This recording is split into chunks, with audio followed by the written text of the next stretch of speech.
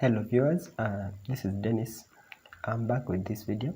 This video is more of testimony that God gave me life again.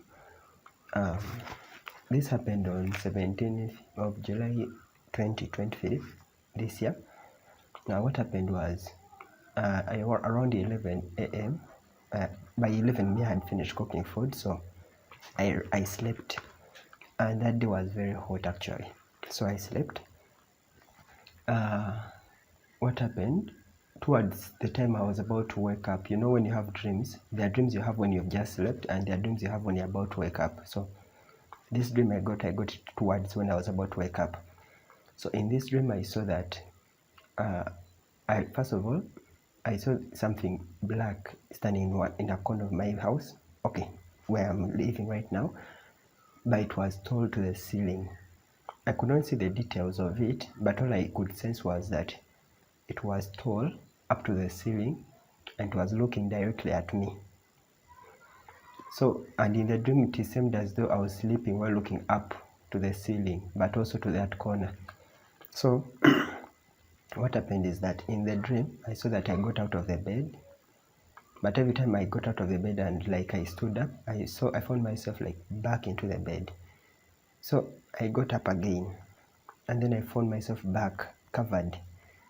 So this happened like over, I can say 7 times. So then finally, so you know how dreams happen, so sometimes you don't really know it's the reality or it's not the reality, but you only understand it's a dream when you've woken up. That's when you're like, oh okay, it has been a dream. So after the 7th time of me trying to get out of the bed and then finding myself back in the bed, I had people outside the house, not with my physical ears actually, because the whole place was quiet. It was, the time I woke up was almost after lunchtime. It was like 1:30 something, but I heard people singing, and they were singing a song. I think I'll have to include the song in this video. So okay, for those who know Luganda, they were like, Linda Yesu, Linda Yesu alinamani agayamba abafudde Linda Yesu yo. Okay, I'll put the interpretation of the words in English.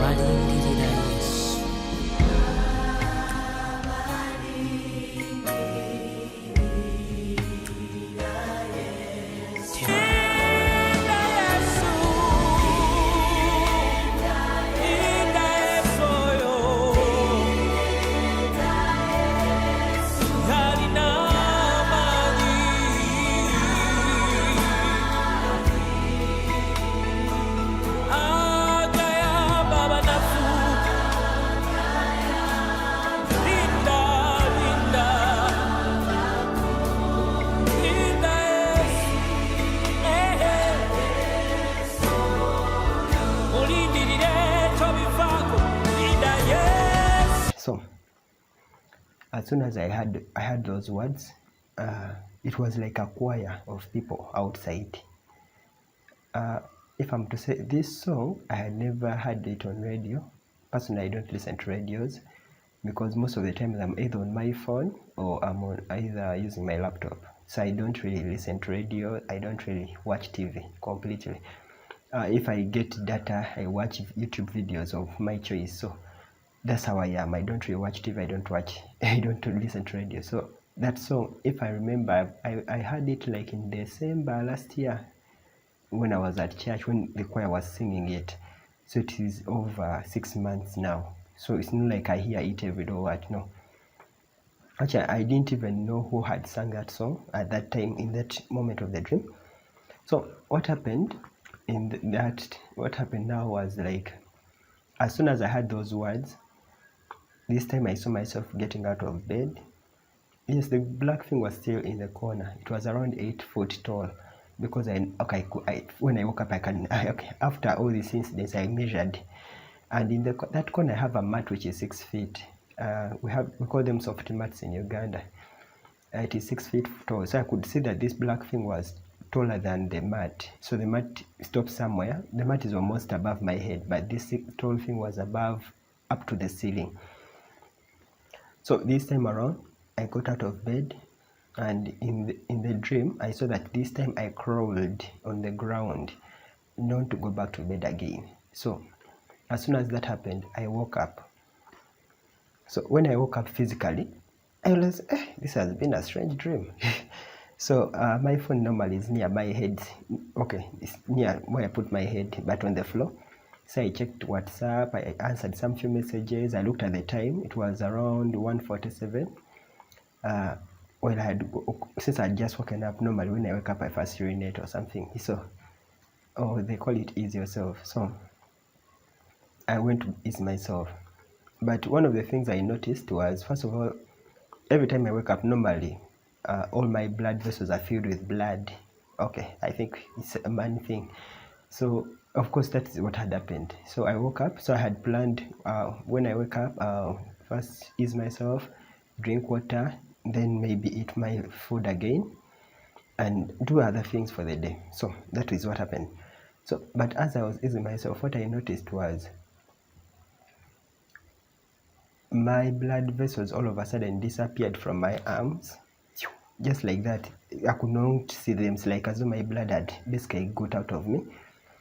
And then the other thing I had was a sharp pain in my, especially actually in this side of the head, on my right hand side of the head. It was saying increasing at a very fast rate. And then that's when everything stopped. So I didn't know what happened. I can say all I saw was black completely. So after some time, I didn't hear anything. I don't know whether I was still on earth or not, really. I don't know. So afterwards, I found myself like opening my eyes.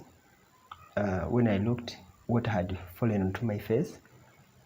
So, and then that's when I began regaining feelings. I realized that my shirt was wet. Then I realized that one of my hand had a scar. Don't know if it can be seen. Okay, I'll put the photo. Yeah, the scar is there. So not had a scar that time, it had a wound actually. So I sat up. When I sat up, I looked at myself as like, why am I getting up from the floor? Yet my intentions, I was from the bed, I was supposed to ease myself, then I was supposed to sit in a chair, not to get up from the floor. So I quickly went onto my phone and checked the time. It was around 1 minute past 2 p.m. So that means between 1:47 p.m. and 1 minute past 2 p.m. I didn't know what was happening completely. So then I noticed that I had fallen onto my charcoal stove in the house, and my charcoal stove had water which I had last cooked, but the water had stayed lukewarm, but how can I say, it had cooled down, because by the time I slept the water had stopped. Okay, the charcoal had gotten finished, but the water was a bit warm. So when I fell on it, I fell backwards, like, so I think I don't know whether my head or shoulder, I don't know. All I know is that my kettle was pressed. Then the water was on my face. The good thing is that the water wasn't hot, so maybe that one God helped me out. So I checked my body for maybe pain. I only noticed the pain on my hand. Then I looked into, I have a mirror on my table. In the mirror I saw my eyes were like white, pure white. I can say like the way they show vampires in movies. Like I had no blood completely in my eyes. So I do what? I looked, I got my book. I have a book. This book I normally write down whatever happens anyway.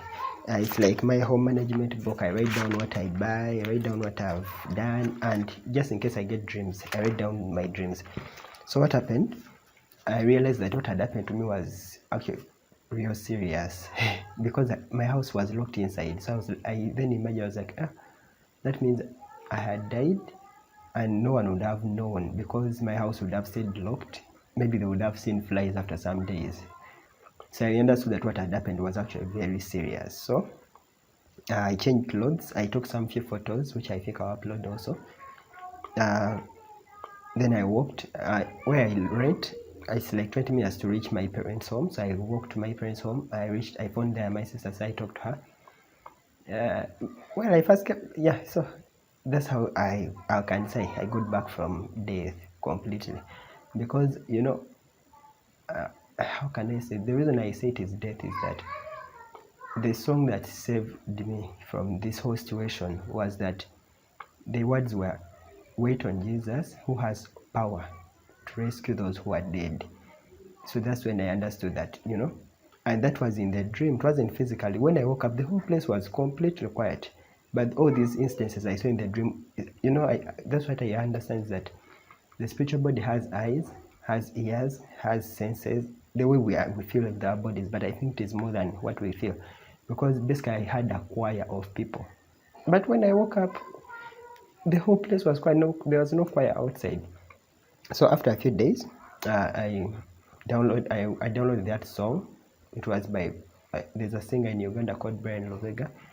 I listened to the words, and it's one of my favorite songs for starting from that time, because I realized that God used it to save me from death completely.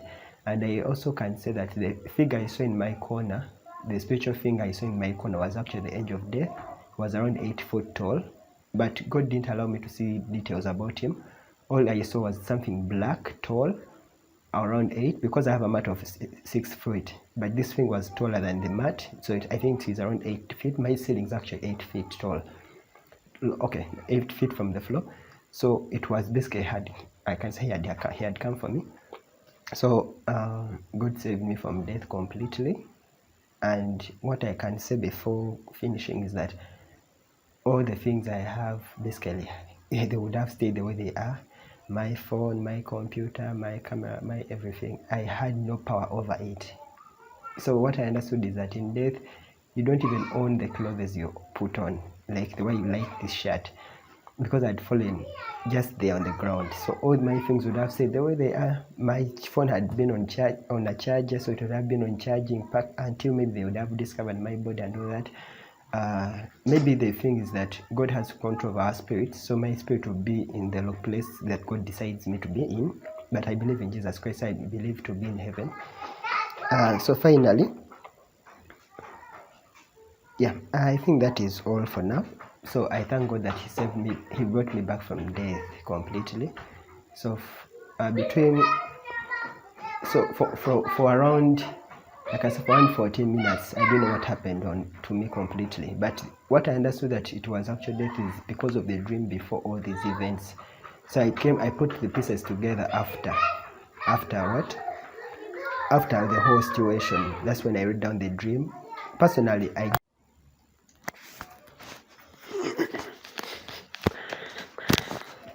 so in conclusion, that's what happened to me. I thank God that He saved me from death.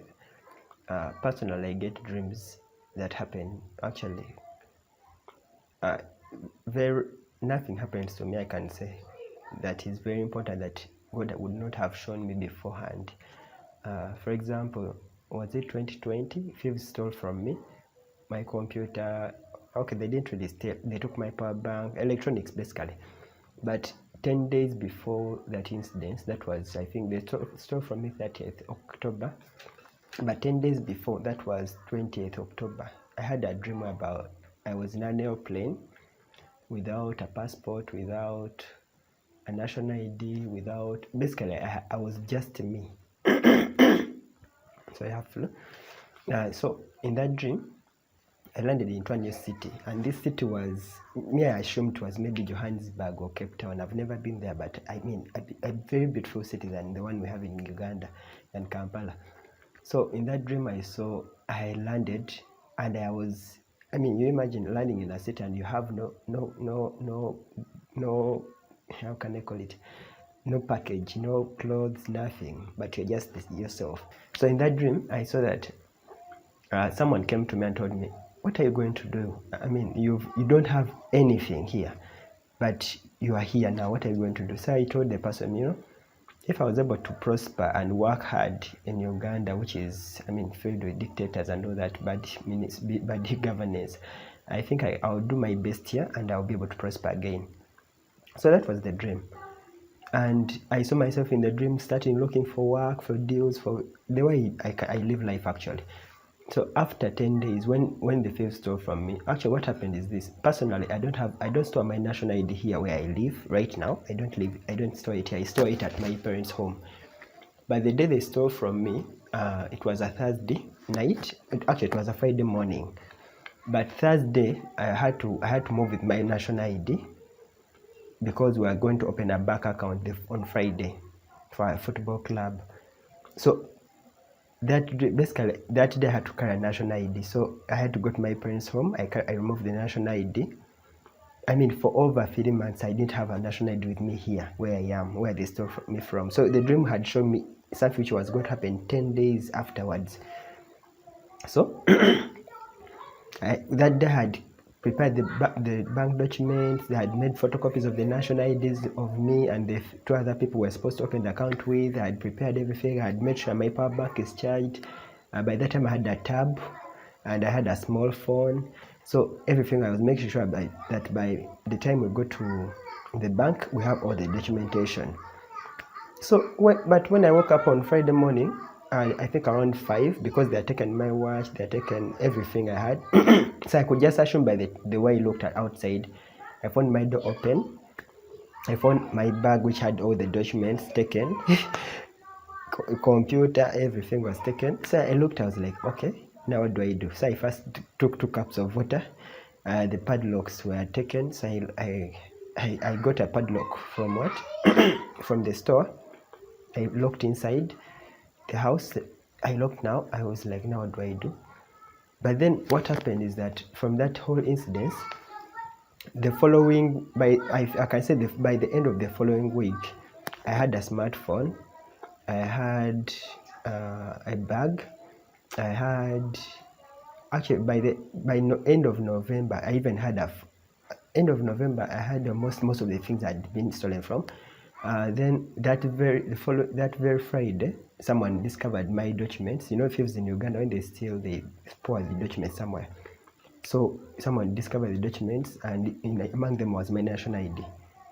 So they were able to give me back all those things. So I was able to return my lines working again and all those things. So I thank God for the ability that He shows me dreams and things happen, that He shows me the future before it happens. That's written in the Bible. Just that the issue it's not a bad thing, but the issue is that even the bad things, sometimes He shows you sometimes I can say you can't stop them. It's like the way He showed Abraham that your descendants will be prisoners will be slaves in another nation. Abraham, I don't think Abraham's fasting and praying and would have changed that future. So sometimes God shows you the future even if you can't change it. His family. First, Abraham himself, then his son Isaac, and then his son Jacob, and then Jacob's 12 sons.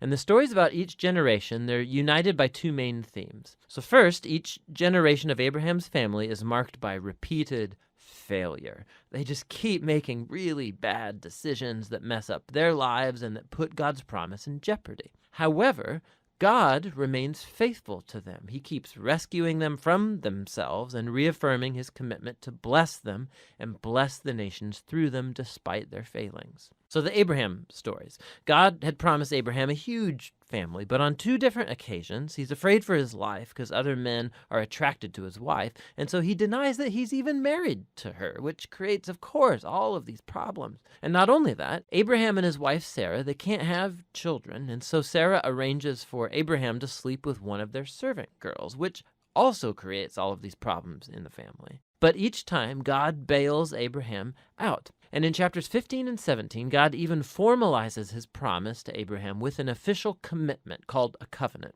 This is a classic scene. God invites Abraham to look up at the night stars and to count them. And He says, that's how numerous your family's going to be.